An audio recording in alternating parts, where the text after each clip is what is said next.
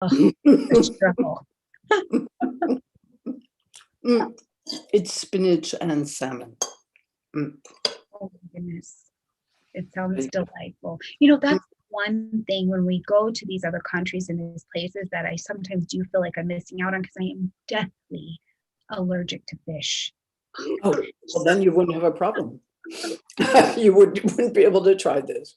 Yes, absolutely not. But then it's like, you know, we're down there, and even when we go down to Texas, to Galveston, it is like, you know, they're right there. They're right there at these ports, and you see these big, beautiful, like seafood coming through. And I'm like, oh my God, don't even look at me, I'll die. Absolutely. Okay. All right. Welcome everybody to today's Eat and Greet, where hopefully in the next hour, we're going to give you something that is worth the time you took to show up. And I definitely think that we will.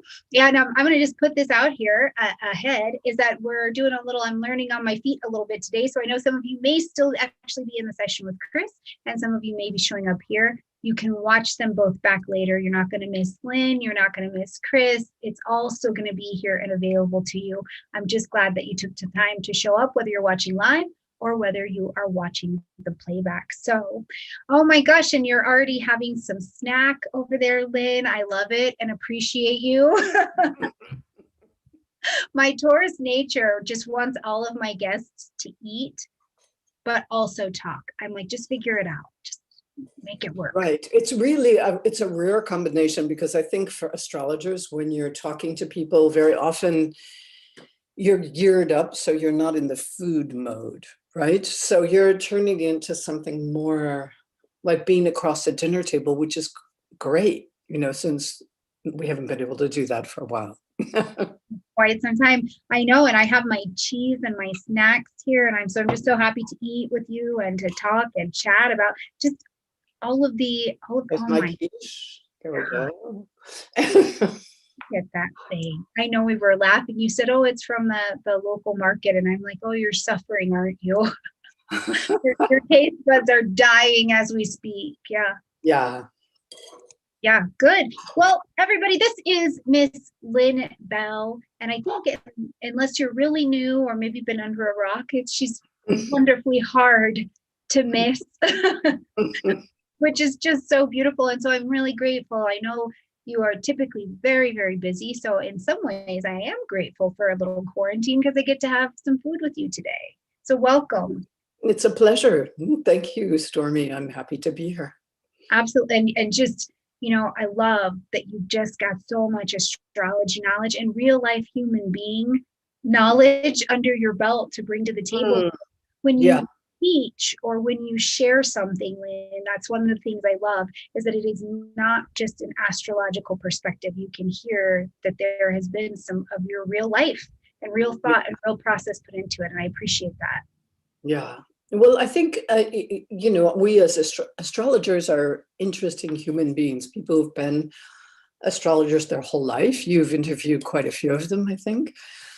And, you know, so everything we touch and experience becomes part. The world is alive to us. All right. We're learning the system. We're following the we have the same enthusiasm you have. Any new person who discovers astrology is like, wow, this stuff is incredible. But, you know, we've kind of kept our dialogue with it for years and years, right? And so it'll drop in suddenly, sometimes in really surprising ways, right? Oh, yeah. Oh my goodness. Very Uranian, to say the least, huh? Right. Beautiful. So I ask everybody when they come, how did you get into this? How did you come to Astrology Island? Did you just wake up, Lynn, and you're like, you know what? I've been divinely tapped by the Astro Fairy. I could probably do this. Or was that not your experience? No, you know, I think a lot of people get interested in astrology around their first Jupiter return when they're 12 or 13. You know, they're looking, it's almost like your mind is leaping up into another way of thinking about things, putting things together, understanding things. And so it's around that age I started to notice people's signs or read the horoscopes or in the newspaper. I mean, basic stuff. And I had a very good memory, so I knew the birth dates of everybody around me, and they became my, when I was not even in high school, I knew the birth dates of everybody. So it was one of those, you're this, you're an Aries, people must have thought I was a bit of a freak, but I wasn't an astrologer per se. Sure. But I was very hungry for something that would reveal the universe to me. I think that my own universe, growing up in Chicago, in a kind of neighborhood, right, in Chicago, there wasn't a lot. I was in the city, but it was sort of bland, really. And I needed something a little more exciting. So I got to astrology that way. And it little by little bits of information came in. And because I couldn't find astrology books, when I was about 15, I learned how to read palms. And so I started reading people's palms, and it was kind of mysterious, right? And I'd go back and forth and build my knowledge little by little. There wasn't much available then. Yeah. So looking at it now, where there's an explosion of information, it seems like that's probably a big piece in how we have really been able to attract the other people that have kind of been called in, because it's like, here is a whole bunch of information. Yeah, well, I think there's two things. One is, there have been two boosts. One is, before you had there was the whole techie part of astrology. You couldn't really, you had to figure out how to calculate a chart. So a lot of people who would have been interested kind of got weeded out but now you don't, you have the app on your phone that gives you the chart immediately, which is really exciting. You're like, oh, look at that. Yeah, 3 brain cells have just survived the chart calculation. Right. But so I went on and on with astrology, and it's really in my early 20s, I talked to people about what I saw, but I started doing readings. I think my first reading, I was 21. And then I started doing readings, but I did other things. And then it just wouldn't leave me alone. And one day I said, okay, I'm an astrologer. Because when I did astrology, something would happen. The conversations I would have, the dialogue I would have, the sense of being in a transformational space with another person was so strong that I thought, okay, this is it. Where else do I have this? That is the thing I love. And so that's how I finally, after resisting for a long time, I said, okay, I'm an astrologer. Right? Isn't that wild? Yeah, that's how it happens. That's how it happens. Yeah. And so you finally decide, this is it, I'll take the title. What happened when you officially started your professional practice? What did that look like? Well, it looked like I was living I was in Paris. It's about the time I moved to Paris. And so I just said, well, I'm an astrologer, and I lived in my little, 5-floor walk-up, and people had to find me. So people found me by word of mouth. That's how it worked. Right. I mean, so someone would send someone who would send someone who would send someone, and they'd climb the stairs to my attic Parisian under the rooftop apartment, and which was rather underheated in a really nice neighborhood, but it didn't, it was a little basic. Sure, but even just hearing you describe it, I'm like, oh my God, this is so mystical already. God, just getting there is a mystical practice, right? That's right. It's almost like, and what was fascinating is, I think in the beginning in Paris, there was an English language newspaper, and I took out an ad for 2 months, and then the newspaper closed. But thanks to that ad, I met 3 people, one of whom is still a friend, and another who became 2 who became my students. I mean, I met more than 3 people, but they were people who kind of became, I had a long-term relationship with. It wasn't a small thing. Mhm. So one of the things is when I decided to do astrology, it was the universe decided to support me. Let's say that. Yeah, absolutely. I think anybody who's like made the step, or like you said, it won't leave you alone, you know, Yeah. that nagging, like, okay, yes, this has been fun. Please get on the path. It's almost, and I don't know about you, but I know my experience was at a certain point, the universe, whatever's up there, whatever we're calling it, I think finally just had enough of Yeah. me. And I walked into this career that I loved. I mean, I never intended to leave radio. I hadn't even thought about it. And I walked in and I walked right into the information and I was like, oh my God, I'm leaving. Like really leaving and never coming back.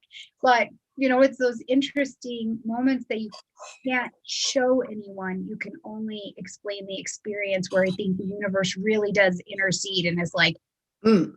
let's go. Yeah. Let's get to it. And then everything else shows up. My spiritual friend says, when you take a step towards the universe comes running. And Mm. that's been my experience. I think Wow. for me, it's very much, I think some people are attracted, they see it from outside and they're like, oh, that looks so cool. I want to do that. Right. But for me, it was there was no outer model. There weren't astrologers hanging out, or there were astrologers, but they were hard to find and they weren't necessarily like rock stars. Mhm. So it was all inner. It was all an inner choice, I would say. Sure. Mm. Sure. Mm-hmm. Yeah. Oh, yeah. Oh, that's beautiful. Which is interesting because, our topic is like the good, the bad, the ugly, and astrology, just all of it. And this is one of those interesting places to maybe segue into it. But, that space of, this is what I've been thinking. I practiced and I prayed and did sweat lodge for quite some time with the Lakota Indians, and a lot about their way of life, and spent a lot of time with the women. And they were like, these are just things that these are the things that our women know. The herbs, the sky, these things, and it was not an uncommon thing to know it. We're just expected to know it. So it's not Right. like you got tacos if you knew where some constellation was. It was like, whatever, good job. And so one of the things I've been thinking about with the astrology is a part of the good now, that maybe these generations are just being called back to the sky, but they have a lot more models around to help them understand what they're looking at. Like, are we returning maybe to a natural order of things? What do you think? Well, I think there's so much, there's so many wonderful things that have been added to the astrological practice. I think of the shamanic astrologers. In fact, you're mentioning the Lakotas, and who look at the sky, people like Gemini Brett, who understand azimuth and who look at the sky, and the whole sky is alive. The whole meaning of light and dark and faint, we had lost this in the 20th century. I remember I found an old book from the early 1800s, and it said, when Mars is oriental. I was like, what's that? Right. Right. When I found it in an antique bookstore, when Mars was oriental, we had now you know what that means. Yeah. But at the time I found that book, which is maybe 1980, no one knew what that meant. Wow. So we'd lost a huge amount of the visual sky. And I think, one of the advantages of people coming in is, I think the computer has helped because it's more animated, because we see more quickly. We don't lose all our time in math. So we have a certain amount of intellectual bandwidth for other things. Terrible to say that, but It's just true. It's true. But also, I'm not I'm a person, I used to wear really thick glasses. So the stars, and I never would have been able to be a skywalker, right? Sure. A sky watcher. What I mean, I can't, see all that stuff. That's not, I don't have a physical visual gift. I have an inner visual gift. Mm. Right? Yeah. So, but I love that people do that, that we're recovering the meaning of heliacal rising, that we're aware that a planet that's just that distance from the sun is is popping out, for example. And those are things that were there. They were in Jane Rudyard, they were in some of the writers, but they were not so conscious in 20th century astrology. Yeah. So when I got into astrology, basically the ongoing model was humanist. It was, there is no good, there is no bad. Everything good and bad are outmoded notions, and it's not the role of an astrologer to tell someone they have a bad something in their chart. Everything in their chart can be made good through consciousness. Mm-hmm. Now, this is what's called the humanist astrology. It's a kind of, and I think, and then we can go to another experience, another more extreme experience, which is maybe very, a traditional astrology that says this planet in this sign in this place is bad, and this one is good. And so we have these two extreme points of view. I think they're both extremes, right? Sure. Oh, sure. Yeah. Sure. I mean, it's not all anything. Mm-hmm. That's the thing I just continue to learn, is that it's not all anything. I mean, I have this friend.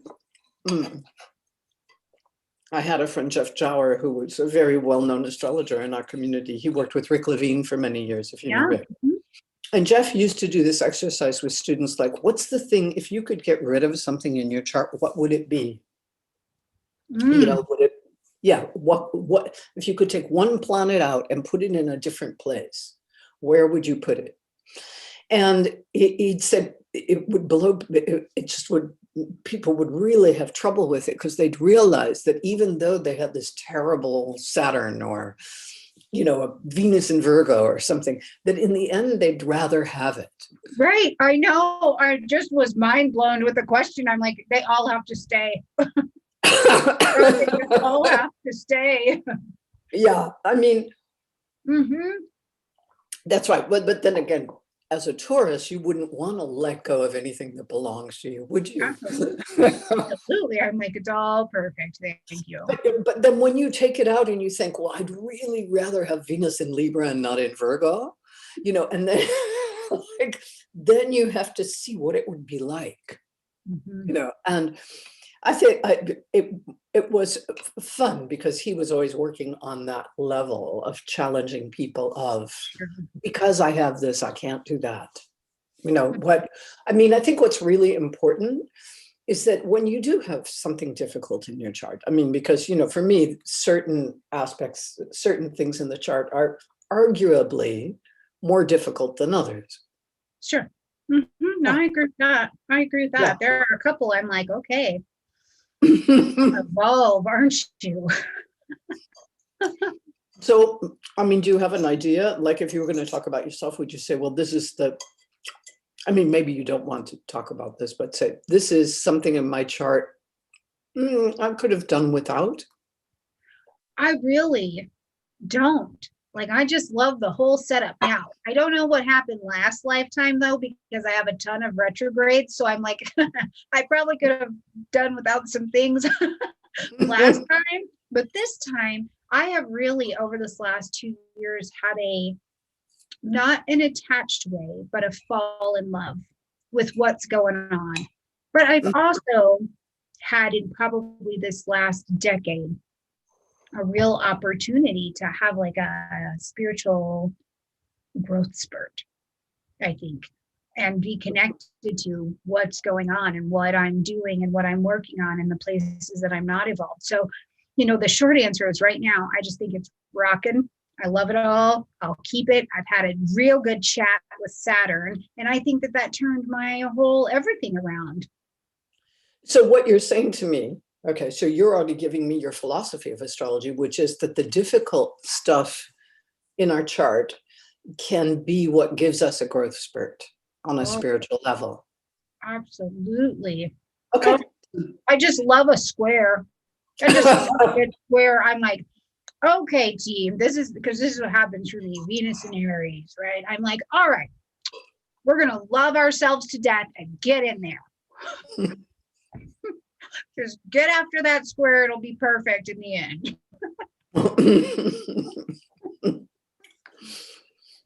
All right. So right. So I mean, it is interesting. I mean, I've had times, this is going to sound a little strange, but I remember I had a period in my life where everything was smooth.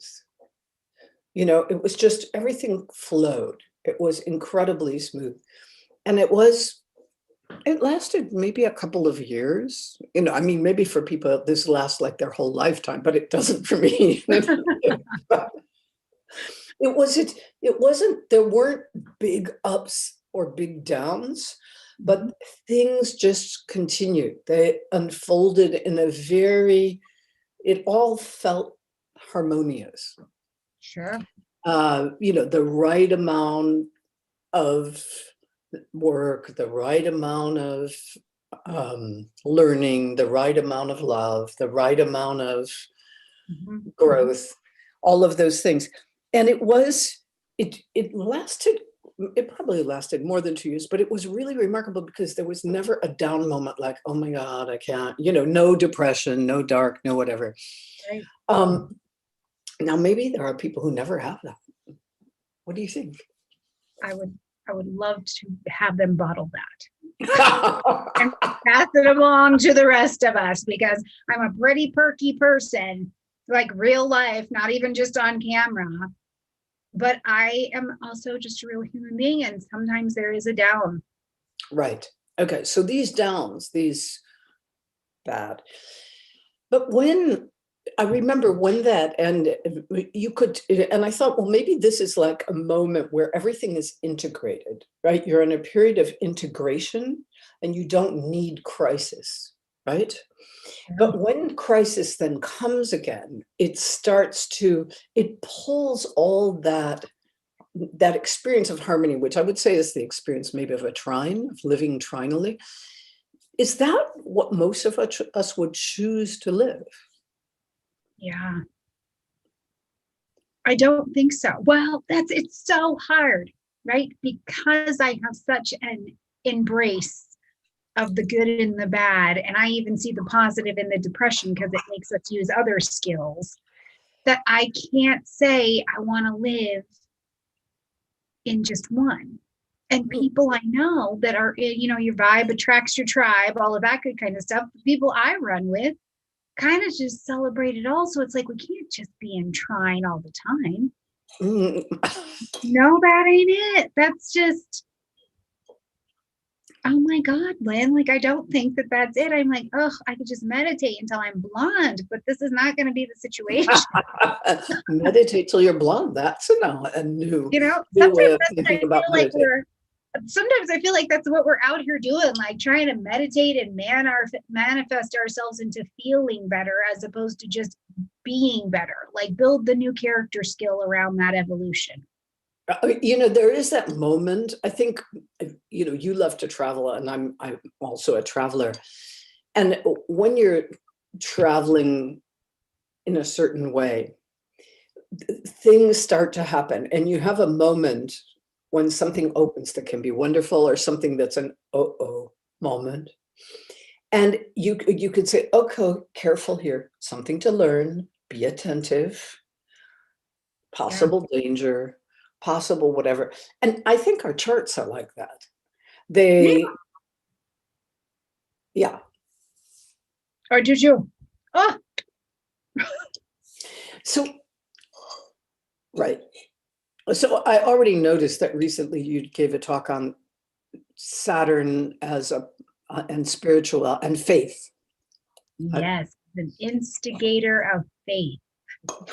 Whereas, of course, Saturn, traditionally Jupiter is about faith, and Saturn is about doubt. Yeah, which is a good place to develop faith. Jupiter's like, just have faith. It's good, right? This is how I got here. Is Jupiter's like, nah, the wisdom of faith. But Saturn's like, well, if it's not broke, why would I break it? You know, Saturn lets you know some stuff is broken, like that there's maybe a reason to develop and go hang out with Jupiter. Right. Ah, yeah. So are you saying that if you're not hurting, you don't have faith? No, not at all. What I'm saying is, I think in the human experience, faith can be such a beautiful theory until it's tested. And then I think we know if we really have it. If it's all trine, it's all sextile, there's never a square that pops up. How do we know what we have? How do we really know what's there? Because I know that in my lived experience, there was a time of really great theory and the world was going along relatively smooth. I enjoyed all the outcomes, but it is at the point of receiving my non-desired outcome that I kind of figure out what this faith is. What do I really ground and stand on? So I think it can be wonderfully good and have abundant faith. But there's a space, I think, in the human development that it does move from theory to reality. And it seems that Saturn gets involved. Right. Okay. And it makes it abundantly clear. Not that Venus and Mercury and all of these other things can't get involved, but Saturn he's not playing around. He's like, oh no, this hurts. Right. Okay. So, all right. So what, basically what we're turning around here is this idea of what's the belief we're using behind the astrology we're drawn to? I mean, because one of the things I love about astrology is that through thousands of years, it's incorporated people who are Muslim, who are Christian, who are Jewish, who are Hindu, and it has room for different belief systems. Astrology itself doesn't say it has to be this way, and you don't have to belong to any of those to have a spiritual practice with astrology. Right. It doesn't even have to feel like a spiritual practice. It can feel like the most practical practice. That's what That's really right. love. I'm like, you can call it what you want, but a practical method of things that seems to give spiritual results is just fine. Oh, and people have a different emphasis on that. Yeah. Oh, yeah. Who was I talking to? Matthew, we met, and I were talking about it, and we said the same exact things in two different ways. And I was like, this is the brilliance of astrology and people. So we're each having these, I think, experiences of the inner world in all of its majesty, and we speak of it quite different. But when we speak, we leave space for other people to share the magic with us. Right. So I was actually listening to someone recently who was talking about 12th house planets, saying, well, 12th house planets are difficult for students because they're bad. They're described as bad or difficult, and the 12th house is a murky place. I'm quoting, right? I'm not. This isn't necessarily. So how do we understand that? And then the person who was speaking went on to say that they learned about their own planet in the 12th over time through discipline. All right. In other words, using Saturn. And I thought, well, that's interesting, but I think it depends on your chart. Like what do you do with the difficult pieces of yourself? Okay. I think in people coming into astrology, they might see they have, for example, Mars square Uranus, right? And Mars square Uranus is quick to act. It might be trigger happy. It might be impulsive. It might regret it might have no sense of danger whatsoever. Might be like a candidate for the Darwin Award. Right.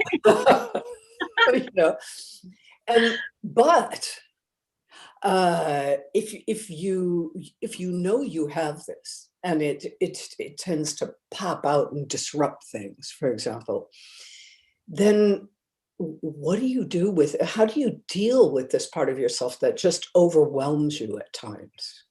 Or I think maybe more difficult for students is parts of their chart they can't get to wake up, that feel asleep, or they feel like stuck. Yeah. They're not, there's no light on them, you know, they're in a closet somewhere and like you're waiting for a transit to unlock the door and get that planet to awaken. So yeah, some people have things that are immediately functional for them and other people don't.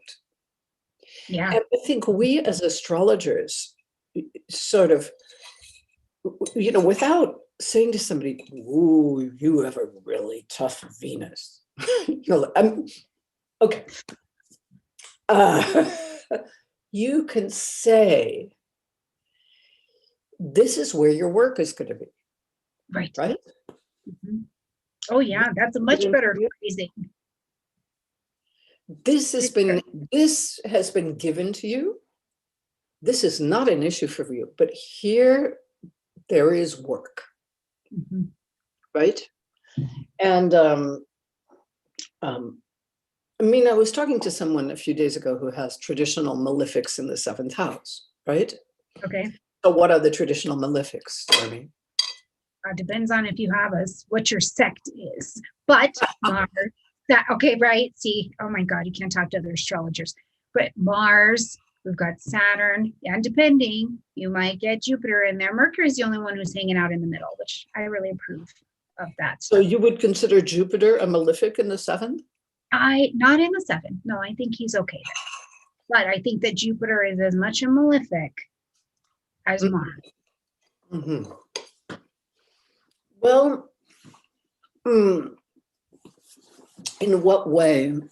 So you're standing a few things on their head here already, Stormy. Your Saturn is an instigator of faith, which is normally given to Jupiter, and Jupiter is as much a malefic of Mars. Now, where is that coming from?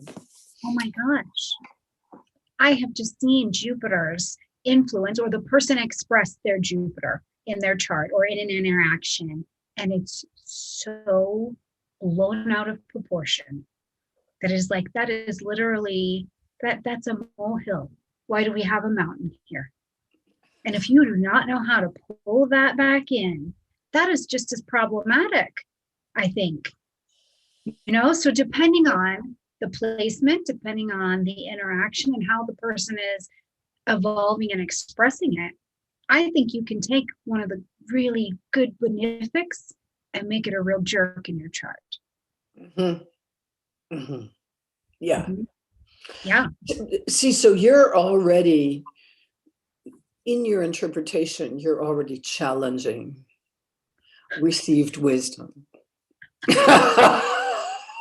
And Uranus is transiting Taurus, so I'm just challenging it all. I think I think Uranus walks with you a lot of the time, Stormy. Yeah, it's at my IC. Yeah. So it's you're not just gonna say, oh yes, it's got to be that way. That's the only way it could. There's no way you're ever going to do that, right? I've tried. Right. Yeah. You tried to be good. No, but to go back to the whole idea of malefic, I mean, all right, let's say we're talking about the 7th house in someone's chart. Now, is the sun in the 7th house a malefic or a benefic or neutral? It's going to be the worst. I'm going to tell you, I think it's neutral. Yeah, that's right. So is there a planet in the 7th house that is a benefic? Benefic? Oh, I think the Venus in the 7th house is just lovely. You know, there you go. Most of the time living her best life. Mercury seems to be just happy over there too. But I do like Venus there. Right. Okay. So see, we have these different. I notice you held back about everybody else, right? Yeah, I will, because I just think, how are you expressing that? Yeah. Okay. Um, but let's say someone who has, in this case, this person had Saturn on the cusp of the seventh house. Okay. All right. So if I have Saturn on the cusp of the seventh house, you know, I'm going to prefer that this person doesn't get married when they're 18. Oh, Yeah. yeah. Yeah. It's generally going to indicate something that closes you in more than it opens you out, right? It's going to indicate that you take on responsibility for the other very early in your life.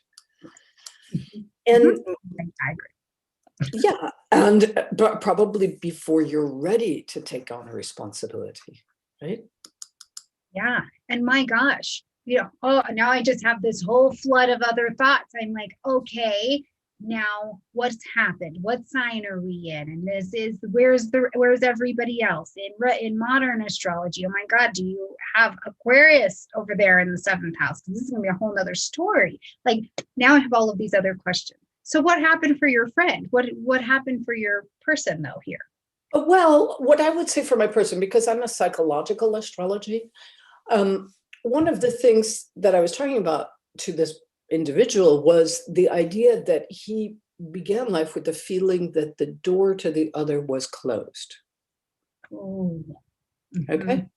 This is one way to experience Saturn, that there's someone you want to connect to, but that there's no way to get into contact with them. Okay. So if that is true, because again, you can look at it. Saffron Rossi uses the metaphor of the gatekeeper for the angles, right? So you would say you have a very strong gatekeeper on the seventh house cusp, who's Saturn, right? Who is like, nope, I'm not getting close unless you do A, B, C multiplied by, right. turn it around. You have to go through all kinds of conditions in terms of your connectedness. Sure.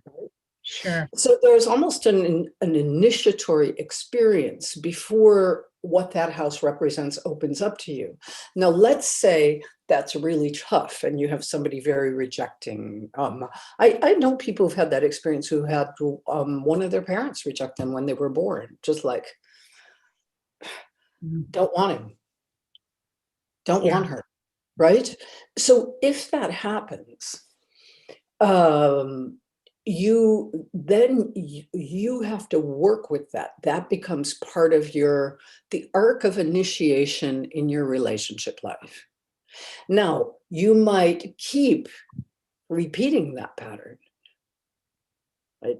And then one day you nail it and you don't have to do that anymore. It's over, it's done. Now and that isn't entirely dependent on the planets. It's not like the planets have said, you will have to do this, repeat this 10 times before we let you through. No. Probably most people don't get certain tasks done on the first try. Some people do. Yeah, no, I say you got to just try everything at least twice to get started. Just to get started. 3 is the magic number.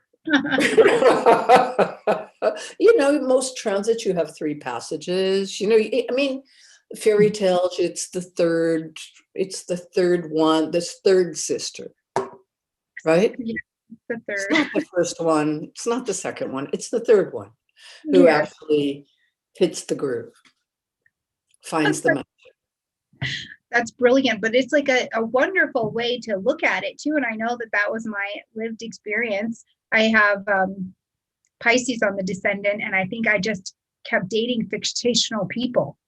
The truth. And then I went to see, I was like, all right, now hold on, my Saturn is in Libra. And if I know anything about this chart, Saturn is the keeper of the information that will allow me to grow.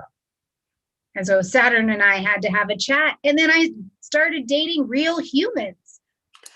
But it wasn't on the second try. Yeah. I did not get it.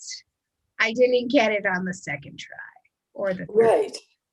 Well, I mean, there is something about engaging with fictional characters, with figments of our imagination, with the mythic other.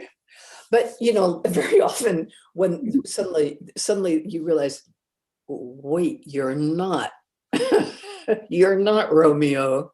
Oh my gosh, you're not Romeo. And that's the thing. That Piscean, I was just such a beautiful chameleon. I'm like, I don't like this whole thing over here. Why am I doing that to hang out with you? We need a clarity check here. Right, there you go. And that's where, yeah, Libra will eventually pull things back to a center, really will eventually say, doesn't match up here. Yeah. There's a mismatch. What's worse? Right.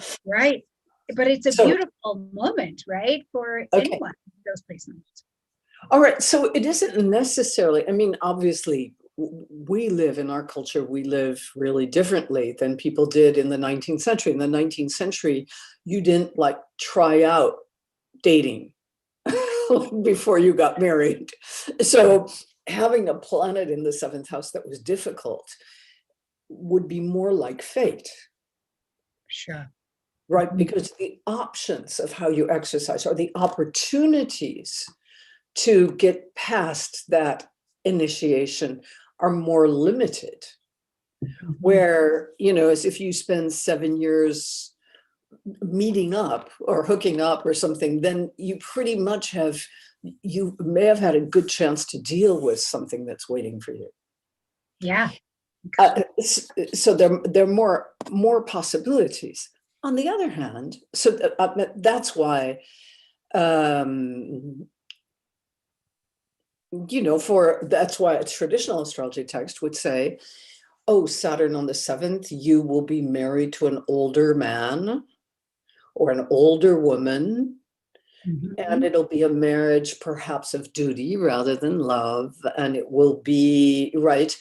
So, but because our lives were different, and I think our astrology has to be adapted to the circumstance of our life. Now, this said, I don't know what it's like for people who are, have just finished university right now and they can't even apply for a job or didn't have a graduation ceremony or, what is it like for someone, the conditions, it doesn't exactly feel like, oh, I can just have whatever I want right now.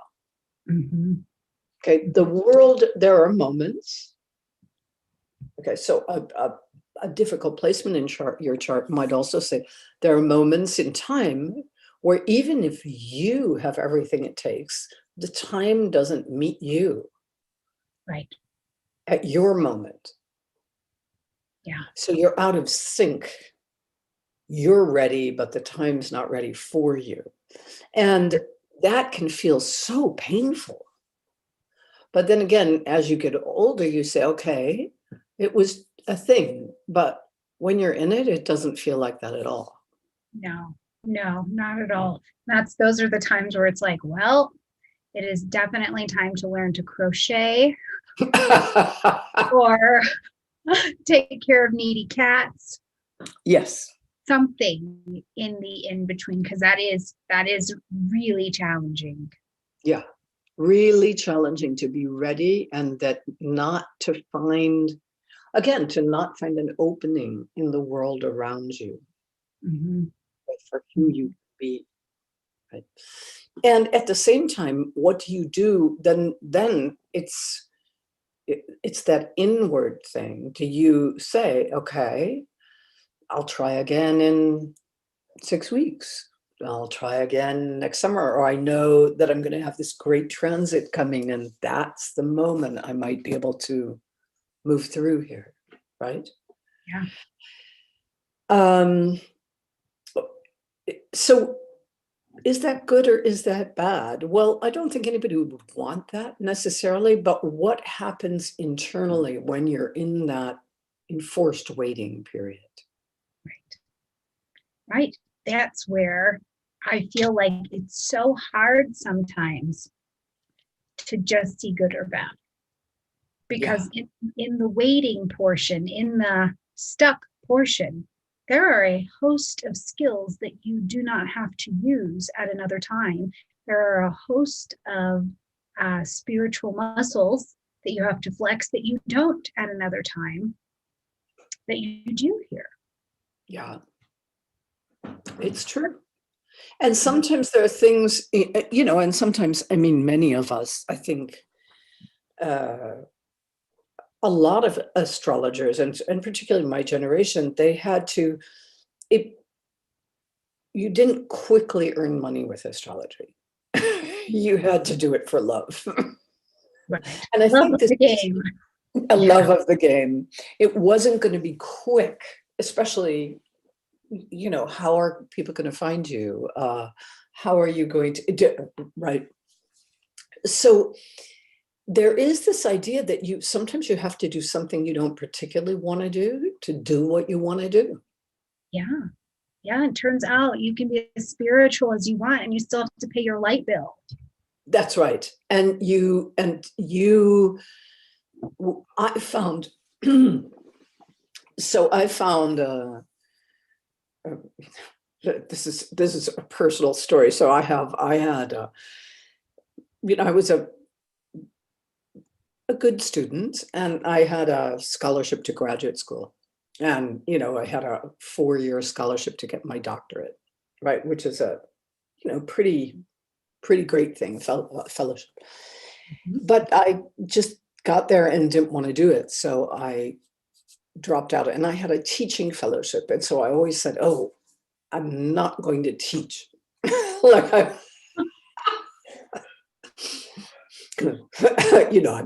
obviously a teacher, but for the very, I didn't start teaching astrology until I'd been a full-time practitioner for 7 years. And people would say, why don't you teach? I'm like, nope, don't want to teach. It was that idea of I had to have a dream that told me it was time for me to do that. People would say, why don't you? And then, I had a dream saying that I was late to teach a class. But in the meantime, in order to survive in Paris, I had to get my papers to become legal, because I was an illegal immigrant. I had to, I took a job teaching English over the telephone, right? Which I always swore I would never do, but it just paid my rent. But I learned so much about French people. I mean, it was so great. I talked to people I would never I would never talk to. I would talk to people who worked in companies. I would learn how they thought, how they ate, where they came from. I'd find out about France. I'd do. And, eventually, after doing it for a while, I, only had these really interesting people who were like the directors of their companies, or, and they tell me about business strategy, or,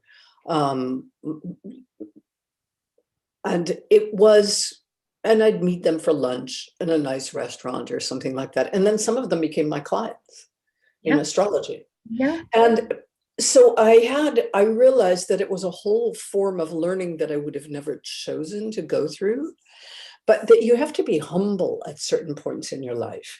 It's not the moment you can just go full speed down your path. Your path has these branches where you do things you don't really particularly want to do. But what you get from that has a great richness from you. Mm-hmm. Yeah. Well, Or an appreciation. appreciation.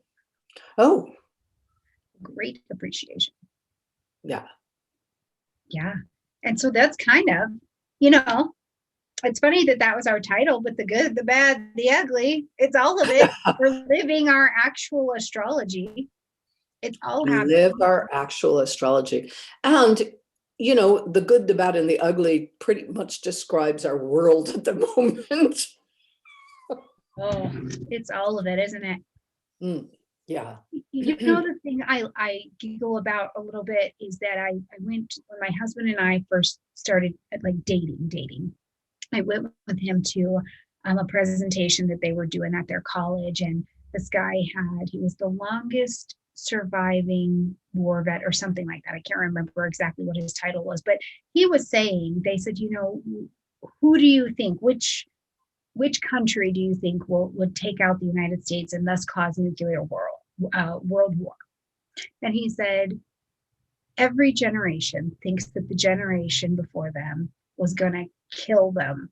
And every generation thinks that the generation after them is going to kill them. It was so funny because I was like, well, that doesn't answer the question at all. But it did make me think about it and think about it in context of the world today. I'm like, it's always the worst it's ever been. And Yeah. I just am like, we keep making it. It isn't always, but it is regularly. It's a cyclical thing. And in fact, you telling that story is actually, you're telling the Saturn Uranus myth. That's an actual, the Jupiter, Saturn Uranus, which is, we've got to get rid of the old system. We've got to kill it, castrate it, swallow it, depending on which planet you are. So he was actually just giving you a mythic answer rather than a real world answer. And that's exactly the kind of answers that astrology gives to people about good and bad. Like, so when one generation takes out the other generation, is it good or bad? Yeah. And that just depends on your seating. Yeah. Which seats do you have? Which seat do you have? Absolutely. Well, it depends. Obviously, if you're among the other people being pulled down off their thrones and bodies thrown on the rocks, you don't think that's a good thing. But hey, somebody else might. Right. It's which seats do you have in this stadium of life? Yes, that's right. That's right. So I don't know, good, bad. We just barely scratched the surface of this subject. I know, but we had snacks. So I feel We did have very a snack. about the whole thing. I feel like we had snacks and we had a chat, and it's just been lovely. And the chat box is actually going. People are enjoying it and have enjoyed this. So, oh, they are. I didn't even know the chat box was on. So that's great. yeah. No, they're up on YouTube while we're here in Zoom. So they're kind of in a separate space, but I just feel like I know we really have barely scratched the surface of so many ideas, rabbit holes that we could, we could probably have like 18 other eat and greets, really. Yeah, sure. But you could do this with, you have lots of people you could have 18 eat and greets with, right? I mean, one of the things when I was teaching malefics and benefics from a psychological point of view about a month ago, for the Mercury Internet School of Psychological Astrology, which is a school in London. That's essentially the continuation of the Center for Psychological Astrology online. And I was reading these old Babylonian texts, like these academic papers on, because the idea of malefic and benefic is built into the Greek system from the very beginning, but where did they get it from? So they got it from the ancient Middle East, from ancient Mesopotamia, whether it's Sumer, or the whole idea of good and bad as both being part of our journey on this earth. I think is one of the key philosophies underlying astrology. Yeah.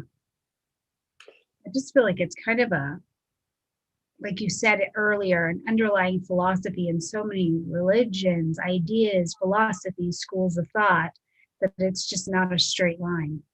Right. It's not a straight line, but each of us makes our personal philosophic relationship to this art, to this system. And we bring our experience to it. And, so that's why I have many friends who are evolutionary astrologers, and I love what they say, but I'm not an evolutionary astrologer because I'm not sure about, like if somebody comes and wants to know about past lives, for example, it's not that I think I definitely believe in past lives. I have no doubt. Sure. But at the same time, it's not exactly what I do. My belief system runs like this. It's like, you will know more about where you're coming from with every step you take forward. Mm, yeah. Uh, yeah. And if that information wishes to reveal itself to you, it will do that. Mm, Dreams, encounters, knowings. But it's really here that you're working out the good and bad of the moment. I think you have to go. I'm noticing you're looking at your clock. oh no, I'm looking at the chat box. Oh, okay. Yeah. Yeah. But I agree. And it's interesting that, like you said, our personal philosophies do just show up in it. And either way, whatever they happen to be in the practice of astrology, it's like just leave the client maybe a little vibrating a little bit higher That's right. than when they came. Right. That's right. Because if you just say, this bad thing happened to me, I just had a series of bad stuff, now it's over, thank God. Well, that to me is not, it's not going to get you anywhere. Yeah. Except temporary relief. We need some solutions here, solution-based astrology. Well, yeah, and I think I mean that's the idea, is that whatever is happening to you, I mean, there are some things you just leave people space for mourning or for a very difficult experience. You Sure. leave the empathy with that. But there's a moment, it's like, well, what's growing in you now? What's coming forward in you now? Right? Yeah. Yes, absolutely. I love that. Love that. That's just a beautiful way to say it. What's growing in you now? Yeah. That's pretty good. So, Lynn, we do have to go, but I would love to have you back. If you ever want to come back, you're welcome. Okay. And before you go, where can people find you and hang out with you this year? What do you got going on? Oh, well, oh God, I've been doing so much. I'm actually taking a little bit of a break, but I'm going to be at OPA. There's an OPA conference at the end of April, and I think you'll be speaking there. It's a really interesting system because they have tracks where you do an immersion, 3-day immersion in a particular subject, but they're only open to 14 or 15 people, I think. And then you have talks, which are open to everybody. So I'll be in the track part of that, which I'm teaching on family patterns in astrology, which is the subject of my book, Planetary Threads. Then I decided not to go to Norway. I'm a pretty regular at Norwich, and I'm not going to go this year because I just said to Laura, I'll come when it's in person, right? I am speaking at UAC, it's not UAC, ISAR, ISAR in Denver in August. And they just asked us to confirm if we'll have our presence. And if I get a vaccine, I'll be there. So there's a good chance I'll get a vaccine by August, and I'll be in Denver, which I'm excited about. Well, and which will be incredible because it's the first big gathering that looks likely to happen in our community in a very long time. Yeah. Right? Yeah, absolutely. I'm thrilled on multiple levels, and mostly because it's 45 minutes away from me. Yes, and I'm doing something in French in early June on Zoom, and at the end of June, I'm actually teaching a workshop on the 9th house, and it's called The Making of Our Minds, Faith, False Prophets, Dark Gods, and Visionaries. So just a real easy topic. Something light for your June studies. Hey, look, it's for the school that does psychological astrology. You know, it's what I'm interested in is looking at the ninth house from the idea that the ninth house is the house of God, right? Oh, I love it. And many, many years ago, Liz Green gave a talk on the dark face of God. And so I was just running that around in my mind. So I'm interested, you know, obviously we know the ninth house means many things, but I'm interested in this aspect of, Yeah. you know, how do we make our minds? Love that. I love that. Well, you know, I don't usually do beginner workshops, right? Like there's so many wonderful astrologies teaching you the way in. So you come to me when you want to dip into something a little bit. Which is so beautiful, because that is exactly like the thought that I have had this year looking around the community, where it's like we're so diverse, and we have so many beautiful people available at multiple levels that everybody doesn't have to be right here. You know, so I love that. Yes, hold space at the you've already been in here level. Yeah. So I mean, and like I don't remember what I'm talking about at ISAR, but I'm sure I'll remember soon. But and there's some other things in there. I've just done I do some things from more private groups, so they're not open to the general public. And I'm actually working. I've been promising Tony for 2 years to get my solar return book back into print. Okay. So that's my immediate project. Brilliant. And it's you know, right. So it's just a small undertaking. That's well, what I'll probably be doing is teaching a whole series on that once the book is out. So well, we'll look forward to it and okay. and be able to check that out. And of course, you guys, as always, I will make sure that Lynn's information and where you can follow her and the things she'll be doing are underneath this video, so that you can check them out. And and she's I have a website, which is www.lynnbellastrology.com. And you know, there's a lot of stuff. There's a lot of lectures you can download, or courses, or webinars, or videos you can listen to, or every once in a while I write something, not too often. Sure, but there's a lot available still. Yeah. Brilliant. We'll make sure it's underneath the video. So thank you again so much, Lynn, for showing up and hanging out and eating and just giving some time. You're welcome. Great to talk to you, Stormy. And welcome everybody. Hello, everybody. I wish I could see your faces, but I hope I meet you one day. There we go. One day soon. So, all right, you guys, hopefully in this last hour, we gave you something that is worth the time you took to show up, which I think that we did. Hopefully you had some snacks, got some lunch or breakfast, depending on where you are in the world. And or dinner. Or dinner, yes, whichever meal you're having, I support fully. And if you're still bopping around YouTube, hopefully you'll have some time to go check out Chris Brennan. He just finished teaching the history of astrology class in the Kickstarter playlist, so make sure you check it out.